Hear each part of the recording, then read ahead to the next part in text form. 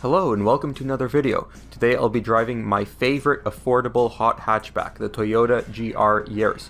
It's insanely quick and you won't believe its performance. Without further ado, let's start the hot lap.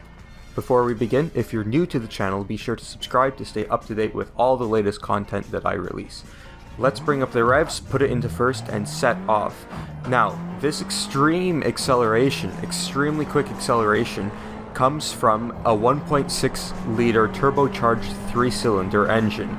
Now, I know what you're thinking, 3 cylinders, isn't that not a lot for this type of power? Well, this is maybe one of the most powerful 3 cylinders that you can actually buy today.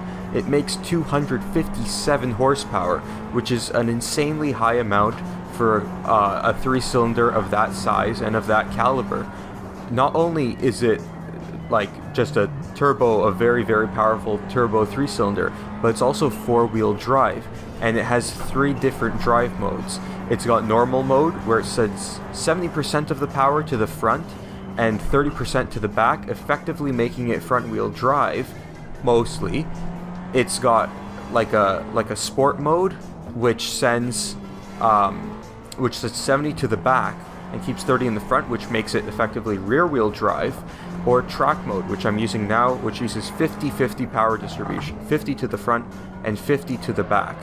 And that gives it all the agility it needs to get around corners. Yes, it increases understeer a little compared to rear-wheel drive, but you get rid of the oversteer you would have had with rear-wheel drive.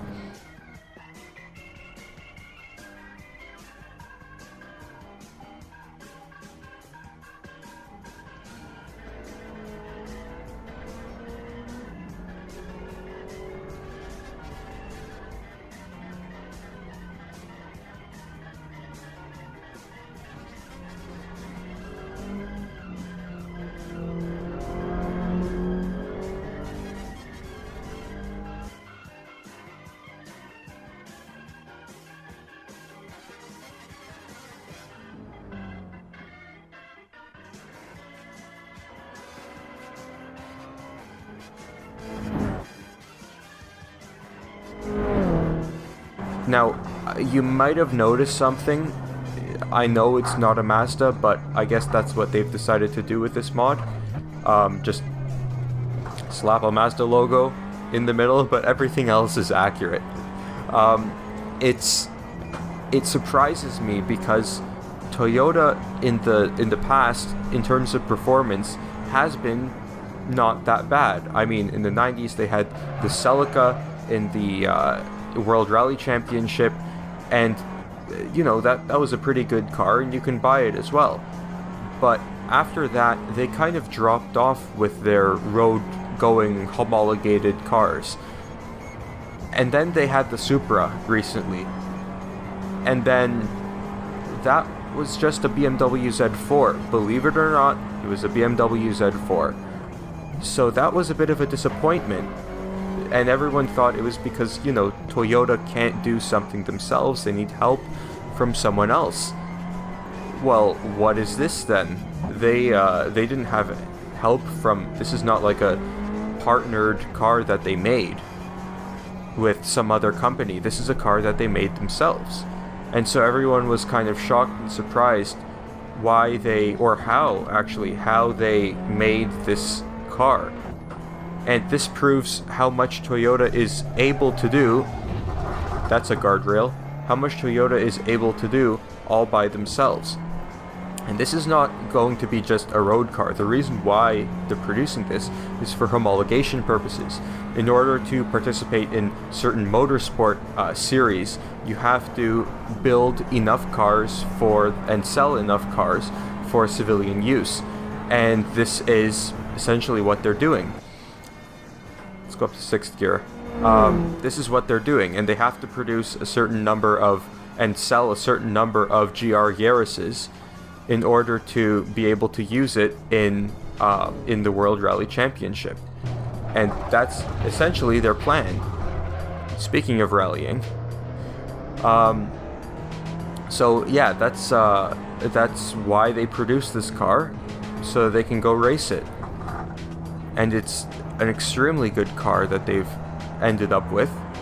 very, very satisfied with how much performance this car has, and it's also surprising as well. Now actually the sad part first is that it's not coming to North America and it's not coming to Canada, which makes me extremely sad. This would have been an amazing car. If I had the money, I would definitely buy this if it came to Canada. But there's a ray of sunshine. They are releasing a GR Corolla Sport, which essentially is just a GR Yaris, but it's a Corolla for the North American market, with reportedly more power. Same engine, I'm pretty sure the same 1.6 liter turbo 3, but it's got more power, and that makes me even happier. It's still 4-wheel drive, it's still got all the bits and bobs that you want, and it's probably just going to come in manual, just like this one is. So it makes me very, very happy to see that Toyota's actually listening to the whole outcry from all the people here in North America who want this car and want to be able to buy it and drive it. We're almost at the end, and so far it's not horrible pace for a car like this. It's very, very stable in the corners, and the acceleration out of corners is also very, very good. It's probably going to be like a 630 or a 640, 645, somewhere there. But almost at the end, just a few corners to go. I'll drop it down. I should have kept it in third. Let's see, it's going to be about a 640 as we come up to the line here, or a 635. Hey, that's pretty good. 634.56. So that's a pretty good time. For a car like this, it's not some ultra fast, it's not a Formula 1 car. It's not made for outright speed. It's made for fun, and it's a car that you can chuck into corners and come out the other side with your head intact. And so, yeah, that's the lap. Hopefully you liked this video. If you did, leave a like down below. If you're new to the channel, be sure to subscribe and leave a comment down below if you do so desire. So I'll see you all in the next video. Goodbye.